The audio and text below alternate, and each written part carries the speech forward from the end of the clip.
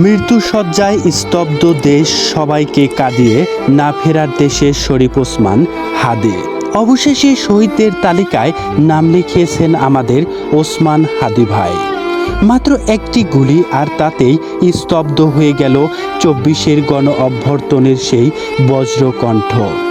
যে মানুষটাকে রাজনীতি, প্রলোভন কিংবা হুমকি দিয়ে থামানো যায়নি, তাকে থামিয়ে দিল ঘাতকের একটিমাত্র বুলেট। গত 12ই ডিসেম্বর রাজধানীর পল্টন এলাকার বক্স কালভার্ট রোডে 8 থেকে 10 জন সাধারণ মানুষের মতোই ব্যাটারি চালিত রিকশায় চড়ে গন্তব্যে যাচ্ছিলেন হাদি। সাথে ছিল তার রাজনৈতিক কর্মীরা। হঠাৎ কোনো সতর্কবার্তা বা তর্ক বিতর্ক ছাড়াই সরাসরি গুলি করা হয় তাকে। ঘাতকের সেই বুলেট তার মাথার খুলি ভেদ করে মস্তিষ্কের গভীরে আঘাত হানে। প্রথমে তাকে ঢাকা মেডিকেল কলেজ হাসপাতাল এবং পরে এবার কেয়ার হাসপাতালে নেওয়া হয়, কিন্তু অবস্থা আশঙ্কাজনক হওয়ায় দেশি চিকিৎসায় তাকে বাঁচানো সম্ভব ছিল না।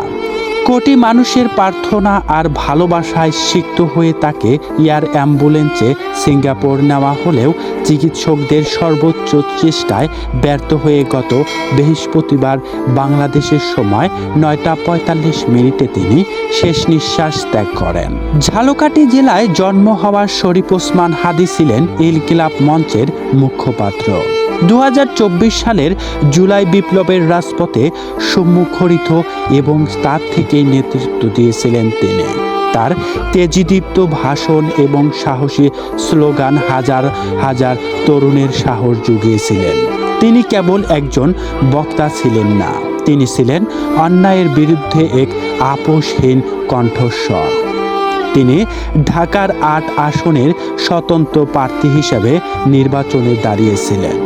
দামি গাড়ি বা বিশাল বহর নয়, তিনি মানুষের কাছে যেতেন পায়ে হেঁটে, রিকশায় চড়ে। নির্বাচনের খরচ জোগাতে তিনি সাধারণ মানুষের কাছে হাত পাততেন।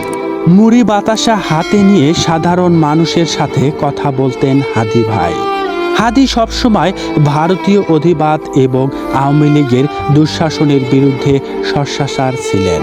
তিনি গণহত্যাকারী দল হিসাবে আওয়ামী লীগকে নিষিদ্ধ করার জোরালো দাবি তুলেছেন।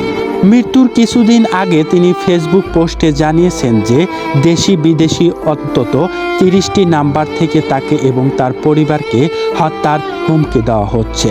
তিনি বলতেন, জান দিব, জুলাই দিব না।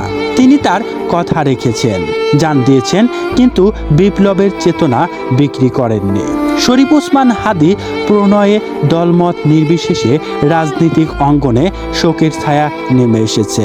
বিএনপি, জামাত ইসলাম, জাতীয় নাগরিক কমিটি এবং চরমোনাই পীর সহ সকল পক্ষ থেকে তার মৃত্যুর গভীর সমবেদনা প্রকাশ করেছেন। জামায়াত ইসলাম তাকে জুলাই আন্দোলনের শহীদ হিসেবে আখ্যায়িত করেছেন। শরীফ ওসমান হাদি চলে গেছেন, কিন্তু রেখে গেছেন তার হাজার আদর্শ, সাহস। ইনকিলাব মঞ্চের ঘোষণা দিয়েছেন, এই হত্যাকাণ্ডের বিচার না হওয়া পর্যন্ত তারা রাজপথ ছাড়বে না। তার স্বপ্ন ছিল ইনফরমেশন ভিত্তিক বাংলাদেশ গড়বে। তার প্রতি শ্রদ্ধা জানানোর একমাত্র উপায় আল্লাহ তাকে জান্নাতুল ফেরদাউসের উচ্চ মাকাম দান করুন। প্রিয় দর্শক, জানতে চাই আপনার মূল্যবান মতামত। অবশ্যই কমেন্ট করে জানাবেন কতটুকু শোক স্তব্ধ হয়েছেন আপনারা।